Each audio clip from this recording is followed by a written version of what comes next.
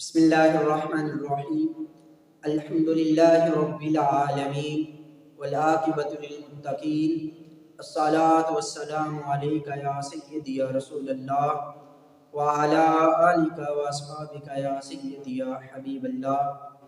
اللہ تعالیٰ کے عظیم بابرکت نام سے آغاز کرتے ہیں جو ہمارا خالق و مالک ہے۔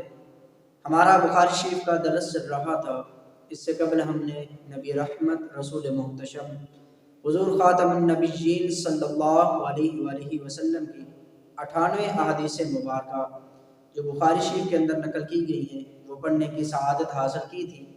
آج اس سے آگے پڑھنے لگے ہیں۔ اللہ تعالیٰ سے دعا ہے اللہ تعالیٰ میری زبان پر کلمت الحق جاری فرمائے اور ہم سب کو اس پر عمل کی توفیق عطا فرمائے۔ ان ابی ہریرہ رضی اللہ تعالیٰ عنہ انہ قال قیل یا رسول اللہ صلی اللہ علیہ وآلہ وسلم من اسعد الناس بشفاعتک یوم القیامہ۔ جناب سیدنا ابو ہریرہ رضی اللہ تعالیٰ عنہ بیان کرتے ہیں، انہوں نے نبی پاک صلی اللہ علیہ وآلہ وسلم سے عرض کی، یا رسول اللہ صلی اللہ علیہ وسلم، یہ کہا گیا ہے کہ قیامت کے دن آپ کی شفاعت کے حصول میں کون زیادہ کامیاب ہوگا؟ یا رسول اللہ، وہ کون سا عمل ہے جو کرنے سے آپ کی شفاعت نصیب ہوگی اور بندہ کامیاب ہو کر جنت میں داخل ہو جائے گا؟ یا رسول اللہ، ایسا عمل، ایسا طریقہ، ایسی کوئی بات ارشاد فرما دیں۔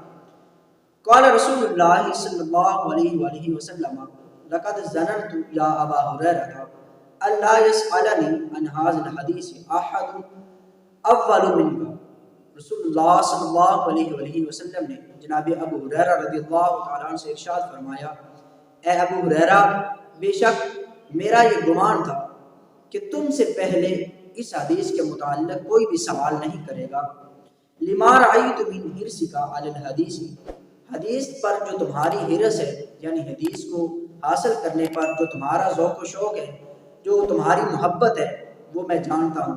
یہ حضور صلی اللہ علیہ وسلم نے جناب ابو ہریرہ سے ارشاد فرمایا کہ اے ابو ہریرہ، مجھے معلوم ہے کہ حدیث پاک کو حاصل کرنے پر تمہارا ذوق و شوق کیا ہے، تمہاری محبت کیا ہے، تم کتنی حرص رکھتے ہو حدیث کو حاصل کرنے پر، اور میرا یہ گمان تھا کہ اس حدیث کو سب سے پہلے تم ہی پوچھو گے، تم ہی سب سے پہلے روایت کرو گے۔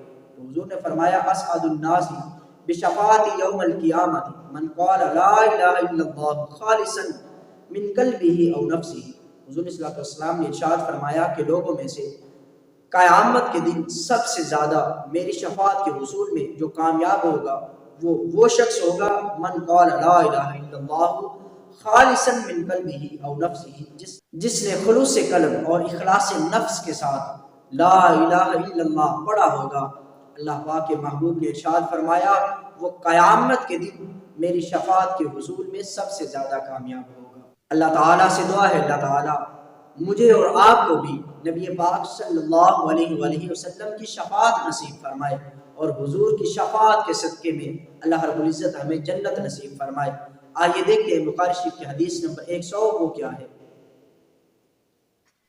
ان عبداللہ بن عمرو بن العاص رضی اللہ تعالیٰ عنہ قال سمعت رسول اللہ صلی اللہ علیہ وآلہ وسلم یقول ان اللہ لا یقبض العلم انتزاعا ینتزعه من العباد۔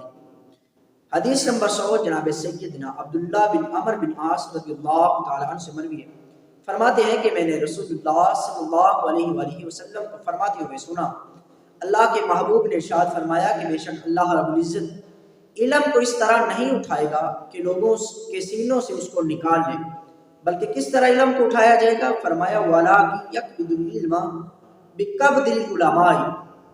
اللہ کے محبوب نے ارشاد فرمایا اللہ پاک علم کو اس طرح اٹھا لے گا کہ علماء کو اٹھا لے گا، حتی اذا لم یبقی عالما، یہاں تک کہ کوئی بھی عالم باقی نہیں رہے گا۔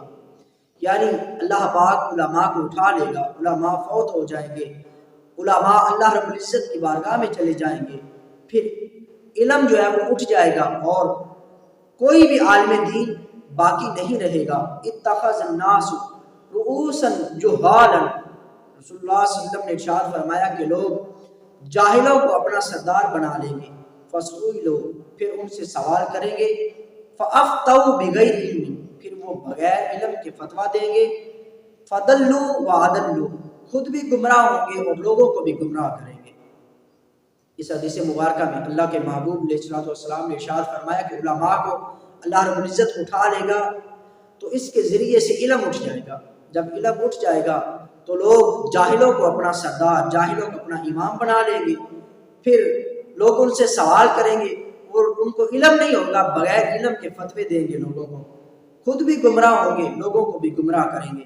اللہ تعالیٰ سے دعا ہے اللہ تعالیٰ مجھے اور آپ کو علماء کی صحبت نصیب فرمائے اور علماء سے علم حاصل کرنے کی اور اس علم کے مطابق اپنی زندگی گزارنے کی توفیق عطا فرمائے. وآخر دعوانا الحمد للہ رب العالمین.